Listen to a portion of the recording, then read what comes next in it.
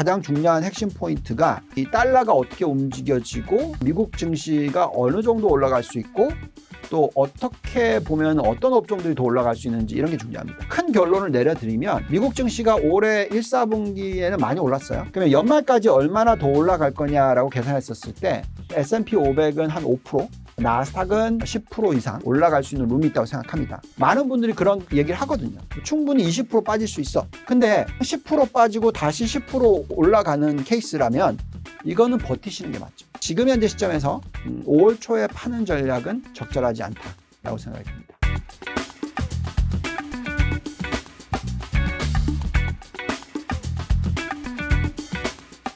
이번 2부에서는 미국 투자 전략에 대해서 말씀 나눠보겠습니다. 미국 증시 투자는 어떻게 해야 될까요? 그 셀린 메이처럼 5월 초에는 팔아야 될까요? 10,000불짜리 질문입니다. 왜냐하면 많은 분들께서 지금 투자를 하는 데 있어서 타이밍을 잡으려고 하는 게 굉장히 많아요. 근데 이제 미국의 과거 역사상 셀린 메이라는 얘기가 있어요. 왜 그러냐면 미국 증시는 보통 10월, 11월, 12월 쭉 올라가다가 5월 달부터 빠지기 시작해서 수익이 안 나요. 그리고 나서 또 다시 이제 10월 달부터 수익이 나요. 5월부터 10월까지는 수익이 안 나는 구간이 도래한다. 이런 걱정들을 하시기 때문에 매도를 하는 거죠. 근데 저희는 얘기할 때 미국 증시는 그렇게 하시면 안 돼요. 안 된다기보다도 부담스럽습니다. 이게 맞으려면은 그때 팔았었을 때 고점에서 파는 거고요. 그리고 10월이 됐었을 때 한 마이너스 20% 정도 빠져줘야 돼요. 그래야지 더 낮은 가격에 삽니다. 근데 문제는 요 팔면은 이게 바로 매매이익이 생기기 때문에 세금 내셔야 돼요. 그래서 빠졌다가 또 다시 올라서 이 고점을 뚫고 올라갈 경우에는 안 팔고 가져가는 게 맞죠. 우리나라는 굉장히 단기 위주. 왜냐하면 세금 안 내잖아요. 그 양도소득세라는 게 없잖아요. 물론 엄청나게 큰 규모로 투자하신 분들이야 내야 되지만 개인 투자자들은 그렇지 않잖아요. 그렇게 똑같은 패턴으로서 한국 주식을 하듯이 미국 주식을 하시면 안 된다라는 얘기 해드릴게요. 그러면 이제 중요한 거는 5월 달에부터 10월 달까지 주식시장이 얼마나 빠졌다가 올라갈지 이거를 봐야 되는데 만약에 빠졌다가 올라간다라는 확신이 있다 그러면은 파시면 안 되죠. 그 부분에 있어서 많은 분들이 걱정하시는 거는 경기 침체에 대한 사이클에 대한 얘기입니다. 우리가 지난번에 경기 침체가 일어날 가능성에 있어서 아직까지 아니다. 그리고 오히려 경기가 어느 정도 침체가 아닌 둔화, 연착륙을 하고 나서 다시 재상승하는 구간이 내년도에 나올 수 있다면 이거는 우리가 던지는 게 아니고 오히려 요 조정받을 때에 어떻게 투자를 할지 뭘 투자를 해야 할지 이런 노력을 해야 된다는 거죠. 지금은 어떻게 보면은 미국 증시에 있어서 도대체 뭘 투자를 해야 되는지를 고민해야 된다. 만약 여태까지 못 들어갔다면 그 부분에 있어서 가장 중요한 핵심 포인트가 이 달러가 어떻게 움직여지고 미국 증시가 어느 정도 올라갈 수 있고 또 어떻게 보면 어떤 업종들이 더 올라갈 수 있는지 이런 게 중요합니다. 네, 이제 저희가 큰 결론을 내려드리면 미국 증시가 올해 1, 4분기에는 많이 올랐어요. S&P 500 기준으로서 한 6%, 7% 오르고 나스닥이 15% 이상 올랐어요. 그러면 연말까지 얼마나 더 올라갈 거냐라고 계산했었을 때 S&P 500은 한 5%, 나스닥은 10% 이상 올라갈 수 있는 룸이 있다고 생각합니다. 그러면 무슨 얘기냐면 1, 4분기 오른 것만큼 2, 4분기, 3, 4분기, 4, 4분기 오를 거예요. 근데 그 사이에 떨어졌다 올랐다 뭐 상관없이 어쨌든 오를 거면 주식을 팔면 안 되겠죠. 세금을 안 내는 케이스라면. 들고만 있으면은 연말까지는 계속 올라가는 게 더 좋은 거잖아요. 저희는 지금은 5월 초에 팔아야 될까? 엄청 고민을 하시긴 하는데 정말로 엄청나게 20% 정도 하락할 거라고 예측을 하신다면 파세요. 많은 분들이 그런 얘기를 하거든요. 충분히 20% 빠질 수 있어. 근데 꼴랑 10% 빠지고 다시 10% 올라가는 케이스라면 이거는 버티시는 게 맞죠. 지금 현재 시점에서 5월 초에 파는 전략은 적절하지 않다라고 생각이 듭니다. 5월 초에 파는 전략은 코스닥이나 코스피에는 해당이 없는 얘기인가요? 글쎄요. 이건 또 더 어려운 거죠.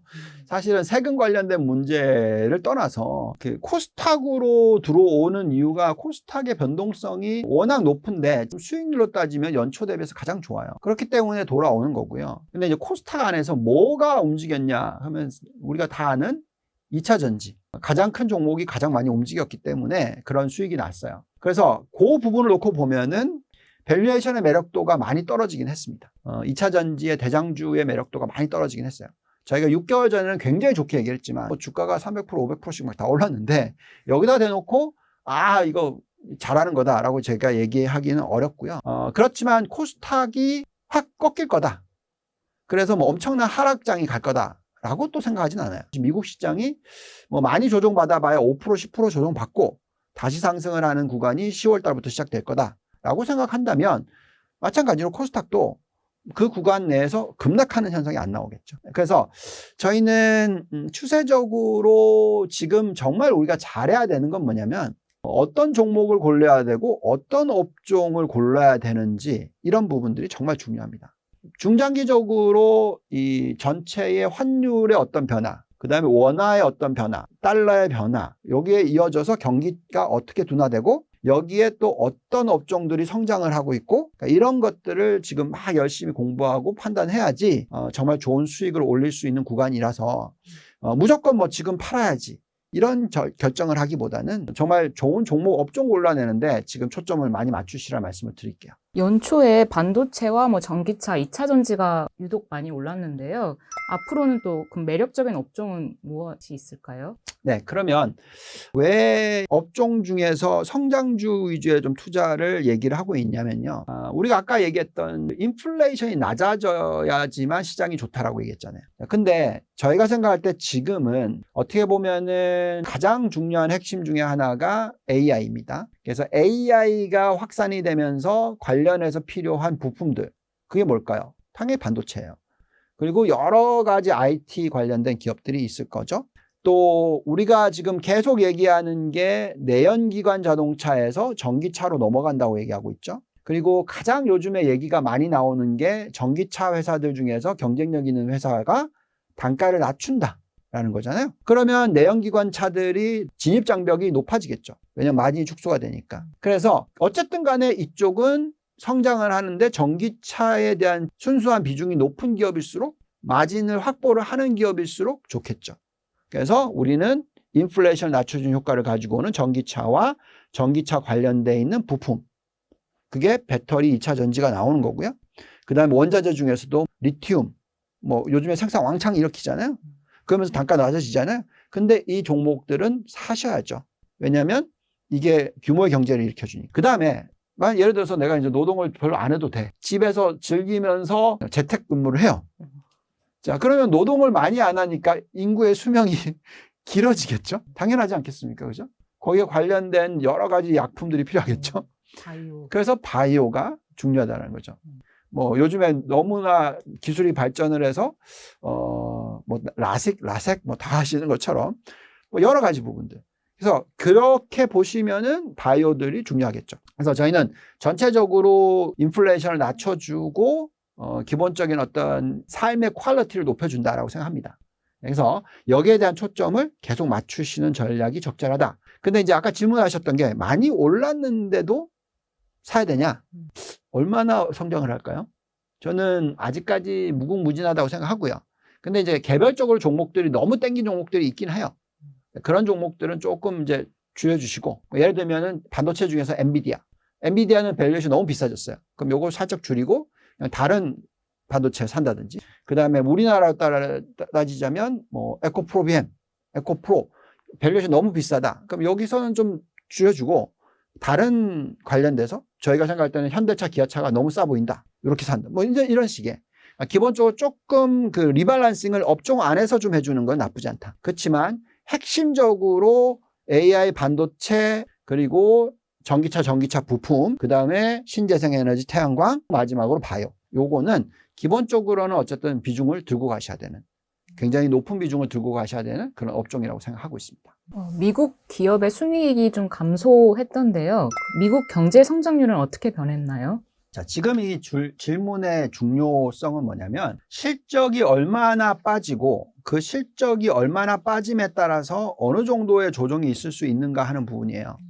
지금 분기로 따지면은 작년 4, 4분기가 마이너스 성장률이 나왔어요. 작년 동기 대비해서 EPS 증가율이 마이너스가 나왔습니다. 그게 올해 1, 4분기도 마이너스가 나올 거예요. 그래서 많은 분들이 이제 걱정을 하고 있는 게 뭐냐면은 얼마나 이익이 감소를 할 거냐 이 질문입니다. 이제 그 부분에 있어서 이 미국의 대표적인 투자은행들의 시각이 달라요. 그 투자은행들이 지금 보시면 굉장히 비관적으로 보시는 회사들은 뭐 뱅크 오브 아메리카나 모건 스탠리는 마이너스 16%까지 이익이 빠졌다가 반등을 할 거다. 뭐 이렇게 지금 예측을 하고 있단 말이죠. 근데 골드만삭스가 보고 있는 숫자는 달라요.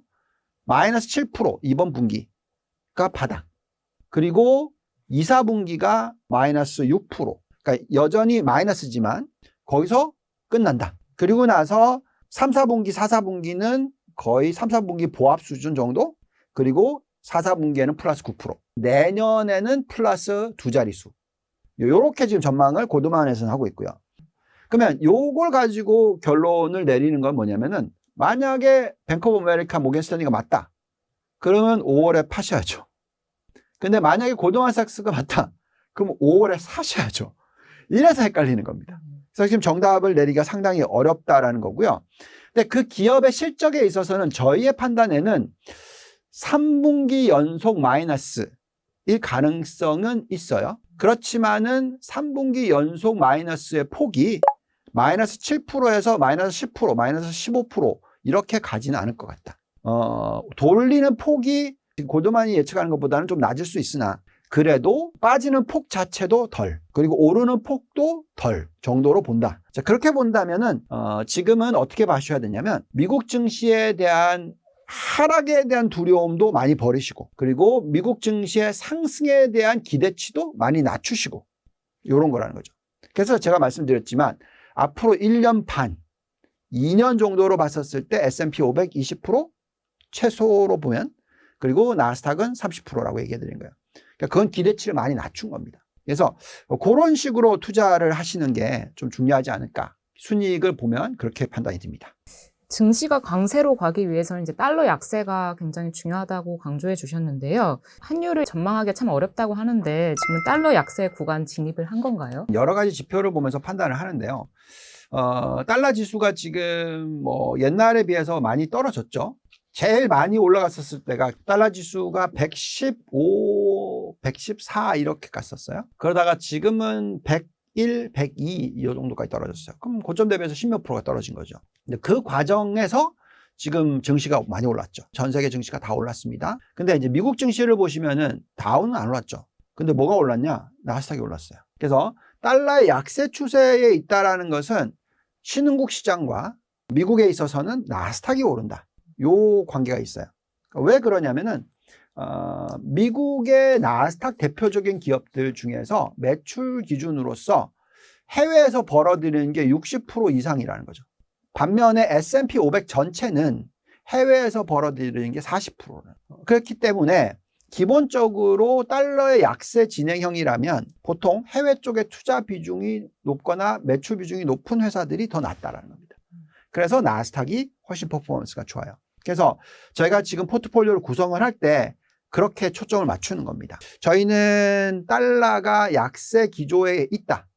따라서 미국은 나스닥을 들고 가고 한국이나 뭐 신흥국을 들고 가자. 이렇게 얘기를 해드리는 거고요. 그러면 왜 달러가 약세 기조로 가느냐의 질문에 있어서는 저희는 어떻게 설명을 하냐면 미국의 금리가 우리나라보다 150bp나 더 높아요. 기준금리가. 근데 왜 달러가 약세죠? 원하는 강세인가요? 뭐 이런 질문을 할 거 아니겠어요. 근데 저희가 생각할 때는 그것보다는 달러 지수가 떨어지는 게 중요해요. 원화와의 차이가 아니라 전체적으로 달러 지수가 떨어지는데 그 떨어지는 이유는 뭐냐면은 지금 현재의 금리가 올리는 속도가 더뎌지기 시작했잖아요. 그러면 다른 나라와 그 금리의 차이가 축소되는 거잖아요. 옛날에는 벌어지고 있었어요. 벌어지고 있을 때는 달러 강세고 축소되고 있을 때는 달러 약세라는 거죠. 금리가 높은 거가 중요한 게 아니라 그것이 얼마나 다른 나라의 괴리가 바뀌느냐가 중요한 거예요. 그 다음에 또 부채가 굉장히 큰 국가가 미국이에요. 엄청난 정부 부채를 발행을 했죠. 채권을 발행을 했습니다. 근데 이것을 내국인들이 사주는 비중이 있을 거고 해외에서 사주는 비중이 있겠죠. 왜냐하면 달러가 기축통화니까. 근데 그 비중이 고점을 찍었을 때는 전체 채권의 30%대 중반이었는데 지금은 20%대 중반 초반까지 떨어졌어요. 그만큼 기축통화의 어떤 위세가 아직도 1등인데 줄고 있다는 거죠. 그래서 달러는 초강세로 가기보다는 약보합세의 약세 추세일 가능성이 높다는 거고요. 부채 비율 자체도 일본만큼 엔화가 강세에서 약세로 가기 시작했던 때 정도 수준의 부채 비율로 올라섰어요. 그래서 자꾸 재정 적자가 쌓일 겁니다. 그러면 이런 가운데서는 달러가 강세로 가기보다는 약세 또는 약보합세 추세가 이어질 가능성이 높다. 근데 여기서 조심해야 될 거는 만약에 달러가 갑자기 폭락을 해버린다. 언제죠? 2007, 8년도. 그 금융위기일 때 달러가 70대까지 갔었으니까 만약 그런 금융위기가 온다. 달러가 초약세로 간다. 미국의 지금 펀더멘털이 너무 깨져서 정부 부채를 믿을 수가 없어서 뭐 등등등. 자, 그러면 문제가 되겠지만 제가 볼 때는 그럴 정도의 약세는 아니다는 거죠. 그래서 천천히 지금 100인데 앞으로 1년 뒤에 한 95 가 있을 거다. 뭐 이 정도의 천천히. 뭐 이전 수준이라면 여전히 나스닥 위주의 투자고 여전히 신흥국에 대한 비중이 제법 높아야 되고 이런 전략이 적절하다. 이렇게 말씀드릴게요. 연초에는 나스닥 말고도 비트코인이나 금도 많이 올랐는데요. 앞으로도 어떻게 될까요? 미국의 증시에 있어서 시나리오로 따지자면 계속 말씀을 드렸지만 올해 경기 침체가 온다고 생각한다면 주식을 버리셔야 되는 타이밍이 와요. 5월 달에. 자, 그럴 때는 금만 사셔야 돼요.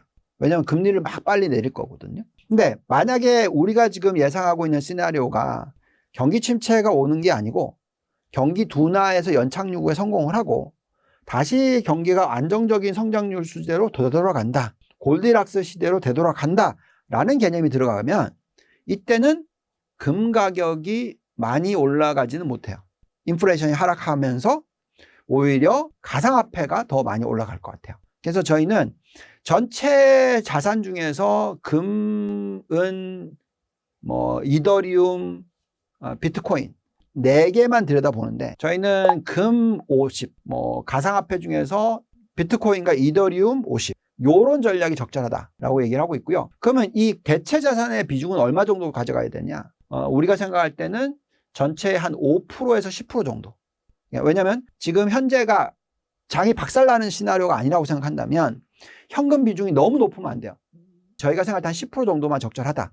그리고 나머지 90% 중에서 약 한 65%에서 70% 정도를 주식, 나머지 25% 정도를 채권. 그러니까 이런 투자 전략으로서 가져가는 게 적절하다라고 얘기를 해드리고 있습니다. 네, 채권 시장도 최근에 좋았는데요. 앞으로도 채권 시장은 어떨까요? 자, 채권 시장에 있어서는 지금 금리가 4몇 %대까지 올라갔다가 10년 국채 금리가 지금 3.2까지 떨어졌다가 다시 올라가서 3.4 이렇게 나와요. 저희가 지금 예측하고 있는 것은 채권 금리가 앞으로 3%에서 3.5% 사이 10년 국채 금리를 얘기합니다. 요 정도의 박스권에 유지가 될 거라 생각해요. 채권 가격의 변동성이 낮아지면 낮아질수록 주식시장은 올라요. 채권으로 갈 바에서 주식으로 가게 된다는 거죠. 왜냐하면 3%대 중반, 3%대의 수익률 가지고 만족 못 하잖아요. 채권의 수익률이 3%에서 3.5%밖에 안 나온다. 그럼 주식이 더 좋겠죠. 왜냐하면 10%, 20%를 창출해 주는 게 주식이니까. 오늘 미국 증시 얘기를 많이 했는데요. 미국 증시 말고 다른 국가 증시는 어떨까요? 네, 저희가 계속 말씀을 드리고 있는 부분인데 신흥국에 대한 투자를 좀 더 많이 가져가는 게 좋겠다라고 얘기합니다. 자, 신흥국의 투자 비중과 미국과 선진국의 투자 비중을 어떻게 저희가 분산해 놨냐면 선진국을 65%, 그다음에 신흥국을 35% 가져가요. 근데 이거는 근데 신흥국 많이 가져가는 거 아니지 않습니까? 라고 질문하실 텐데 그게 아니고요. 왜냐하면 우리는 보통 포트폴리오 구성할 때 시가총액을 보고 계산하는데 선진국의 지금 시가총액이 80%가 넘어요. 그리고 신흥국의 이 비중이 20%가 안 돼요. 근데 35%를 가져간다? 거의 2배 가까이 가져가는 거잖아요. 그러니까 초과 수익률 창출을 기대하면서 투자를 많이 하고 있다는 겁니다. 어떤 국가를 투자를 해야 되느냐? 저희는 한국, 중국, 대만, 베트남 이렇게 보고 있어요. 한국 주식시장 좋죠? 지금 코스닥이 전 세계 1등 수익률 보여주고 있죠? 뭐 지금 우리나라 큰일 났다, 망했다, 뭐 이런 얘기 정말 많거든요. 물론 당연히 부동산 쪽은 굉장히 두렵습니다. 그렇지만 글로벌 경쟁력을 갖추고 있는 산업군은 한국의 경기가 안 좋다 그래서, 내수 시장이 안 좋다 그래서 문제인가요? 아니거든요. 글로벌 시장이 더 중요하죠. 자, 그래서 반도체가 지금 바닥을 기는 것 같지만 감산이 일어나고 앞으로 반도체 가격이 올라갈 수 있는 가능성이 생긴다? 그럼 투자가 일어나는 거죠. 외국인들 사죠. 전기차 부품이 엄청난 경쟁력을 가지고 있다. 중국이 제외될 수도 있다. 우리나라의 신재생 에너지 정말로 미국 쪽에서 시장 점유율이 높아요. 그러면 이건 지금 너무 저평가되어 있죠. 그럼 당연히 갈 수 있죠. 그러면 당연히 한국 증시가 상대적으로 매력이 있어 보이는 거죠.